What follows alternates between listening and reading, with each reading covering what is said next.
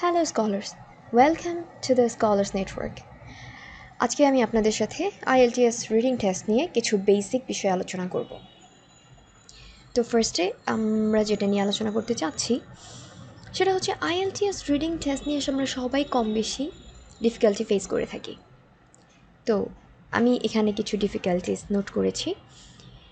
I know অন্যদের আরও অন্যান্য প্রবলেম থাকতে পারে, আপনারা সেটা আমাকে কমেন্টে জানাবেন, তাহলে আমি সেটাও ইনক্লুড করে তারপর সেটা এক্সপ্লেইন করার চেষ্টা করব। সো ফার্স্ট অফ অল আমরা যেটা নিয়ে প্রবলেম ফেস করি সেটা হচ্ছে টাইম, যেটা আমরা একেবারেই ম্যানেজ করতে পারি না। সো টাইম ম্যানেজমেন্ট একটা বড় বিষয় এখানে ম্যাটার করছে।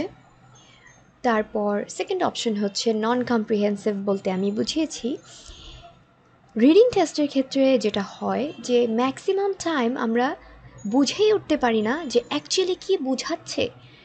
সো আমরা পারপ্লেক্স হয়ে যাই, তখন আমাদের অ্যাকচুয়ালি মাথায় কিছু আসে না, আর এটাই আমাদের টাইমটা অনেকটা কনজিউম করে ফেলে। থার্ড অপশন যেটা আছে সেটা হচ্ছে অল সিমস কারেক্ট, লাইক যখন আপনাকে এতগুলো অপশন দেওয়া হবে এবং আপনি প্রত্যেকটা অপশনই রিডিং প্যাসেজের মধ্যে গিয়ে পেয়ে যাচ্ছেন, তখন আপনার মনে হবে যে সবগুলো অপশনই তো কারেক্ট এবং সবগুলোই দেয়া আছে। এর মূল কারণ হচ্ছে আমরা মিনিংটা অ্যাকচুয়ালি ধরতে পারি না। সো এটা একটা প্রবলেম যেটা ম্যাক্সিমাম বিগিনারের ক্ষেত্রে তারা ফেস করে থাকে। ওকে, নেক্সট ওয়ান হচ্ছে প্যারাফ্রাইজিং, যেটা আমরা অ্যাকচুয়ালি সবাই এই প্রবলেমের সম্মুখীন হই, কারণ প্যারাফ্রেজিংটা অনেক সময় ধরতে না পারার কারণে।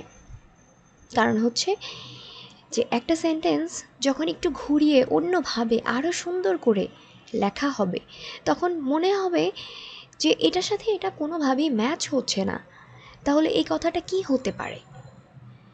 তো এটার জন্যে মোস্টলি যেটা করতে হবে, প্যারাফ্রেজিং শিখতে হবে, এবং রাইটিংয়ের ক্ষেত্রে কিন্তু আমরা নিজেরাই প্যারাফ্রেজ করি, রাইট? সো রাইটিং টেস্টে আমরা অলরেডি শিখছি কিভাবে প্যারাফ্রেজ করতে হয়। সো তাহলে এটা ছাড়াও যখন অন্যান্য প্যারাফ্রেজিং করা আপনারা শিখে যাবেন, তখন এই ডিফিকাল্টিগুলো অ্যাকচুয়ালি আর ডিফিকাল্টি থাকবে না। Okay, the next one is confusing options.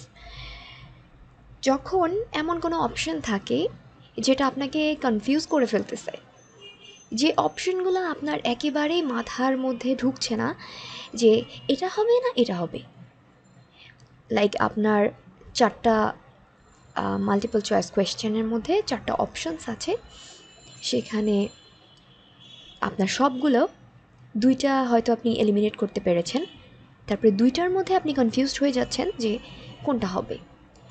So এই হচ্ছে বেসিক যে ডিফিকাল্টিগুলো আমরা ফেস করে থাকি। তারপর আমি যেটা দেখাবো আপনাদেরকে, আমি আমার নেক্সট ভিডিওগুলোতে আমি আপনাদেরকে ক্যামব্রিজের টেস্টগুলো সলভ করব আপনাদের সাথে। তারপর সেখানে আমি আপনাদেরকে শিখাবো number 1, how to save time. Time ম্যানেজমেন্টটা খুবই ইম্পর্ট্যান্ট, যাতে করে আপনার টাইমটা শুধু ওয়েস্ট না হয়ে যায় এবং আপনি টাইমের মধ্যে অ্যান্সারটা ডেলিভার করতে পারেন। Okay, next one is skim and scan correctly. আমরা এখনও স্কিম অ্যান্ড স্ক্যান মানেই জানি না, আর স্কিমিং কখন করতে হবে, স্ক্যানিং কখন করতে হবে, সেটা যখন আপনারা না বুঝবেন, তখন যেটা হয় আপনার অনেকটা টাইম শেষ হয়ে যায়।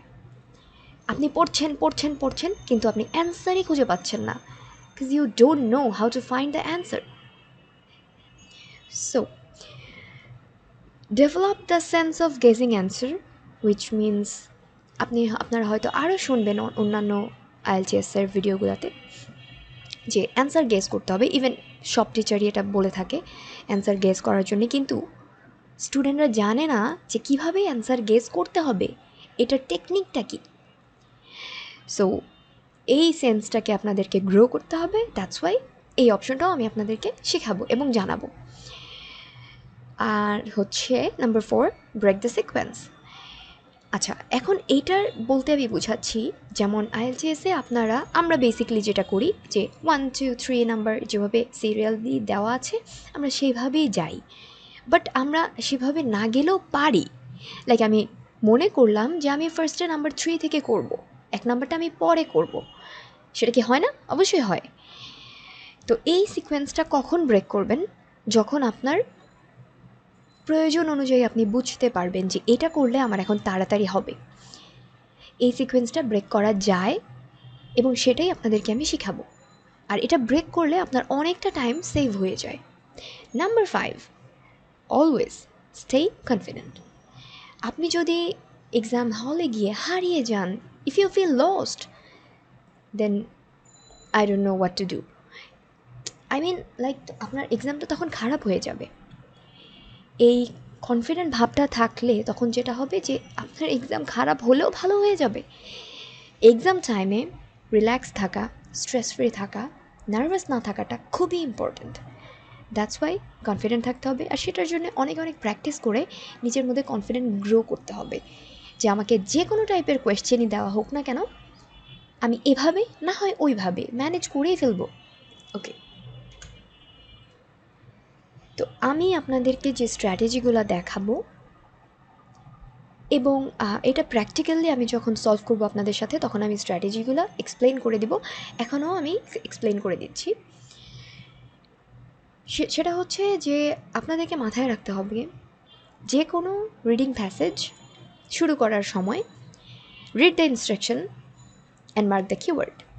ইনস্ট্রাকশনে যেটা বলা আছে সেখান থেকে যে কিওয়ার্ডটা আছে সেটা কিন্তু আপনাকে মার্ক করতে হবে। লাইক যদি লেখা থাকে write no more than 2 words or no more than 1 word, first of all 1 ওয়ার্ডটাকে মার্ক করতে হবে। অর এলস আপনি হয়তো রাইট অ্যান্সারটা লিখছেন কিন্তু এই 1-2 এর কারণে আপনার অ্যান্সারটা ভুল হয়ে গেছে। অ্যান্সার একটা এক্সট্রা এস ওয়ার্ডের কারণেও ভুল হয়ে যায়, তাই এটা খুবই ইম্পর্ট্যান্ট অ্যান্ড মাথায় রাখতে হবে। এটা সবাই জানেন, এটা খুবই কমন একটা বিষয়। Okay, secondly, have a glance at the type of question and arrange as you prefer. এই যে জিনিসটা, এটাই কিন্তু অ্যাকচুয়ালি ব্রেক দ্য সিকোয়েন্স, যেটা আগে বলেছিলাম আপনাদেরকে। প্রথমত কোয়েশ্চেনের দিকে একটু চোখ বুলাবো, তারপর আমার যদি মনে হয় যে আমি 3 নাম্বারটা আগে করতে চাচ্ছি, তাহলে আমি এভাবেই অ্যারেঞ্জ করব যে হ্যাঁ আমি 3 নাম্বার থেকে অ্যান্সারটা দিয়ে শুরু করে আমি 2 তারপর 1 এর দিকে যাব। এটাই হচ্ছে অ্যারেঞ্জ অ্যাজ ইউ প্রেফার। বাকিটা আমি আপনাদেরকে প্র্যাকটিক্যালি যখন সলভ করব তখন আমি বুঝিয়ে দিব। Third one, mark the paragraph in which portion corresponds to each part of the question, which means প্যারাগ্রাফের মার্ক করতে হবে যে কোন পোর্শনটা কোন পার্টের কোয়েশ্চেন থেকে এসেছে। এখন ফার্স্ট পার্টে, রিডিং ফার্স্ট পার্টে যেমন 1, 2, 3 কোয়েশ্চেন থাকে, সেখানে নাম্বার 1-এর জন্যে আপনার কিন্তু ফুল প্যাসেজটা এলোমেলোভাবে আসছে না, একটা সার্টেন পয়েন্ট, একটা সার্টেন পার্ট থেকে আসছে। সাপোজ ফার্স্ট 2টা প্যারাগ্রাফ থেকে 1 নম্বরের কোয়েশ্চেনটা এসেছে, এখানেই অ্যান্সার আছে। সেকেন্ডলি, সেকেন্ড কোয়েশ্চেনের জন্যে আপনার আবার থার্ড, ফোর্থ, ফিফথ সাপোজ এই প্যারাগ্রাফগুলো থেকে এসেছে, এই অর্ডারটা মেনটেন হয়। এতটাও কঠিন হয় না। আইএলস জাস্ট আপনার ব্রেনকে টেস্ট করছে, এতটাও কঠিন হবে না এবং এতটাও ফালতু এক্সাম হয় না যেখানে আপনার কোয়েশ্চেন সম্পূর্ণ এলোমেলো থাকবে অ্যান্সার এবং আপনি খুঁজতে খুঁজতে পাগল হয়ে যাবেন। এটা অ্যাকচুয়ালি হয় না। ওকে, নাম্বার ফোর খুবই কমন একটা বিষয়, stop pressuring your brain and move anywhere. যখন আপনার মনে হবে যে এটা কোনোভাবেই পাচ্ছেন না, খুবই কঠিন হয়ে যাচ্ছে, তখন আপনার ব্রেনকে আর প্রেশার দেওয়ার প্রয়োজন নেই। চলে যান, অন্য কোথাও চলে যান। এই জায়গাটা আপনি পরে এসে সলভ করবেন, সেটা মার্ক করে রাখেন যে আপনি আবার আসবেন। Mark that you will come again. So that's it. আজকের বেসিক এই বিষয়গুলো নিয়ে আপনাদের সাথে আলোচনা করেছি। যদি এই অপশনগুলো মনে থাকে তাহলে যখন আমি প্র্যাকটিস টেস্টে যাব আপনাদের সাথেই সলভ করব, তখন আমি এই বিষয়গুলো এক্সপ্লেন করে দিব। আর যদি কোনোটা বাদ থেকে যায় তাহলে অবশ্যই আমাকে কমেন্টে জানাবেন যে এই বিষয়টা বোঝানো হয়নি। ওকে, আমার সাথে থাকার জন্য ধন্যবাদ।